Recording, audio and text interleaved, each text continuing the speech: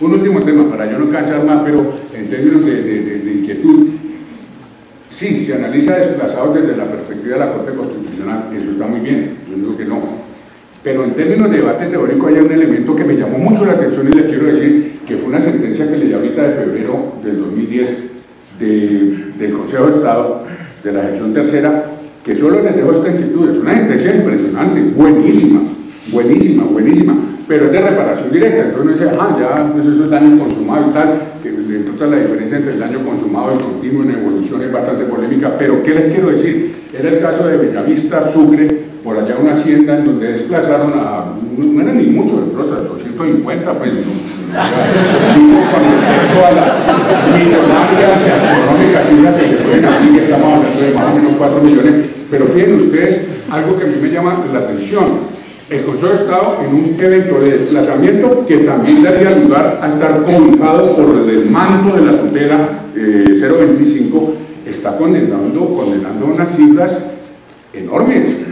O sea, a cada desplazado a 100 salarios mínimos de daño moral, por ejemplo, ¿sí? A cada desplazado creo que era 50 salarios mínimos por daño a la vida de relación, mandando incidentes de liquidación de perjuicios para efectos de lucros cesantes y daño emergente por el hecho de que les tocó abandonar la tierra. Entonces, ¿por qué les planteo yo esto? Porque desde un ámbito de sistémico del sistema jurídico, a veces yo siento que se centra mucho la atención en el mero aspecto constitucional, cuando se debería también buscar, porque puede llegar a ser, no sé cómo utilizar, además que le enseñan a uno que tiene que volverse prudente, ¿no? Pero debo utilizar la palabra, eso me queda difícil por personalidad, pero de cómo puede llegar a ser, en términos hasta de finanzas públicas, mucho más impactante una proliferación de sentencias de acción de reparación directa. Es que pueden ustedes en los términos, piensen ustedes solo en esta hipótesis, con esa sentencia de Bellavista, donde se dice omisión del Estado, que en la hacienda había unos ejércitos, etcétera, y nadie vio nada hasta que desplazaron a la gente. Vuelvan a una acción de grupo, ¿sí? Y vuelvan a reparatoria. ¿Me explico? O sea, miren ustedes que ese diálogo jurídico entre las dos instituciones no se ha hecho, y es algo que quisiera yo aportar, que sería importante, no solamente el aspecto constitucional, sino les dejo la pulga en la oreja, como dicen.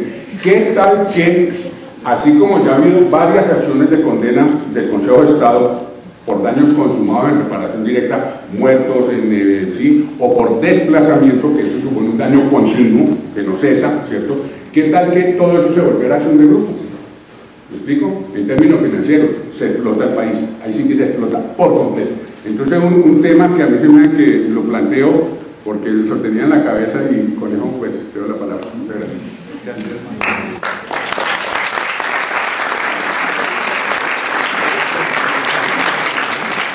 Bueno, gracias. Yo quisiera tocar dos puntos, uno más metodológico en relación con el análisis del libro y otro sobre la sentencia en términos comparados. Y en ambos quisiera polemizar un tris con el buen colega y amigo Diego.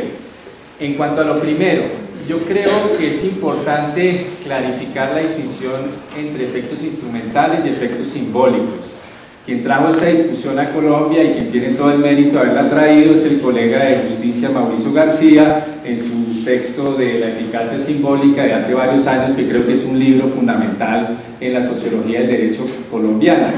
Y allí queda claro que la noción de efecto simbólico no es simplemente como la carreta, digamos que el efecto simbólico es poco importante porque es carreta y que lo importante es el efecto instrumental. Yo creo que el libro es muy claro en decir que eso no es así, pero a veces cuando uno habla de efecto instrumental y efecto simbólico, el efecto simbólico es la retórica, no tiene mucha importancia, lo importante es el efecto instrumental y muchas veces no es así. La gran crítica que se ha hecho en Estados Unidos, y yo creo que con razón, al texto de Rosenberg sobre el fallo Brown, en donde él decía el fallo Brown no logró eliminar la discriminación en las escuelas, solo se logró en los años 60 con el movimiento de derechos civiles y con la acción legislativa del Congreso, es que precisamente Rosenberg deja de lado el efecto simbólico, que es un efecto cultural. La Corte Suprema de los Estados Unidos cambió el tema de la discriminación en Estados Unidos a nivel simbólico y político, en la medida en que lo que era la política de los estados del sur de los Estados Unidos se volvió una violación masiva de los derechos de la población negra, y por consiguiente potenció la movilización en los años 60 de estas poblaciones. Entonces yo creo que el efecto simbólico a veces es mucho más importante que el efecto instrumental. Y en el caso de la sentencia de la Corte, creo que ese es uno de los efectos más importantes. Antes de la sentencia de la Corte, el tema del desplazamiento era visto como el tsunami que arrasó las comunidades en Colombia, y no como lo que es, como un crimen masivo donde hay víctimas que deben ser no solo restablecidas en sus derechos sociales, sino reparadas, y ese cambio cultural yo creo que es inmenso. Se demora en tener efectos, pero creo que es importantísimo. Entonces creo que esa precisión es importante. Y lo segundo es la sentencia de la Corte Constitucional en términos comparados. En mi exposición anterior dije, no seamos tan parroquiales, hay que mirarlo comparado. Ahora tomo la otra camiseta, también, como dirían ahora, reivindiquemos lo nuestro. Y yo creo que la sentencia de la Corte Constitucional, si bien tiene elementos comparados, es decir, no nace en un vacío de derecho constitucional comparado, sí es en ciertos aspectos única en el mundo. No es una forma muy creído, pero es porque ustedes lo único que han hecho es heredar. ¿Y por qué es única en el mundo? Cuando estuvimos en un debate con algunos colegas de Sudáfrica explicando la sentencia de la Corte Constitucional y lo que hacía la Corte Constitucional, un surafricano, que nosotros, la Corte Constitucional de Sudáfrica, la gran Corte Constitucional, salió diciendo: tengo envidia de la Corte Constitucional colombiana. ¿Y por qué? Porque es única en el mundo, porque siempre se había dicho, o hay órdenes cerradas de protección de derechos, y esas pueden ser muy problemáticas en términos de que el tribunal le quita al poder político la facultad de hacer las políticas públicas, o hay órdenes abiertas sin consecuencias, que es a veces la crítica que se dice un poco al fallo Bravo: corrija el tema de la discriminación lo más rápido posible. Lo que ha logrado la Corte Constitucional es una nueva modalidad de órdenes judiciales, que es órdenes abiertas con supervisión cerrada. Es decir, órdenes abiertas en donde la Corte se ha ido inventando mecanismos.